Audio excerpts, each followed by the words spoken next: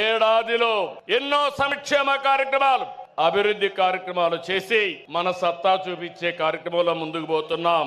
నేను ఒకటే ఎన్నికల ముందు చెప్పాను, అభివృద్ధి, సంక్షేమం, సంపద సృష్టి, నిరంతరం ఈ పేద ప్రజల జీవన ప్రమాణాలు మెరుగుపరచడం నా జీవిత ఆశయం అని చెప్పి కూడా నేను మీకు తెలియజేస్తున్నా. ఈ రోజు మీరు చూడండి, సంపద సృష్టించడం తెలిసిన పార్టీ తెలుగుదేశం పార్టీ. సంక్షేమ కార్యక్రమాలకు నాంది పలికిన నాయకుడు, ఆరాధ్యుడు నందమూరి తారక రామారావు గారు అని చెప్పి నేను మీకు తెలియజేస్తున్నా.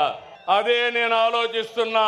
నా కష్టం నా కోసరం కాదు, నన్ను నమ్ముకున్న ఈ జన సముద్రం కోసరం అని మరొకసారి విజ్ఞప్తి చేస్తున్నా. మామూలుగా అయితే ఇంతమంది రారు. మీలో నేను చూస్తున్నా, ఇది అవుతానే పిలిచి సన్మానం చేస్తాం. కోడూరు నుంచి 60 సంవత్సరాల వయసులో సైకిల్ వేసుకుని కడప మహానాడుకు వచ్చాడంటే అది తెలుగుదేశం పార్టీ పైనుండే అభిమానం. చూడండి తమ్ముళ్ళు, ఇలాంటి కార్యకర్తలు ఉన్నారంటే ఈ పార్టీకి పూర్వ జన్మ సుకృతం. తమ్ముళ్ళు గట్టిగా చప్పట్లు కొట్టి అభినందించండి. ఒక స్ఫూర్తి ప్రదాత. పార్టీ అంటే ఇట్లుండాలి. మనం అందరం ఈ మారిగా ఉంటే ఇంక వైఎస్ఆర్ కాంగ్రెస్ పార్టీకి అడ్రస్ ఉండదు. అవునా కాదా? ఉంటామని చెప్పండి.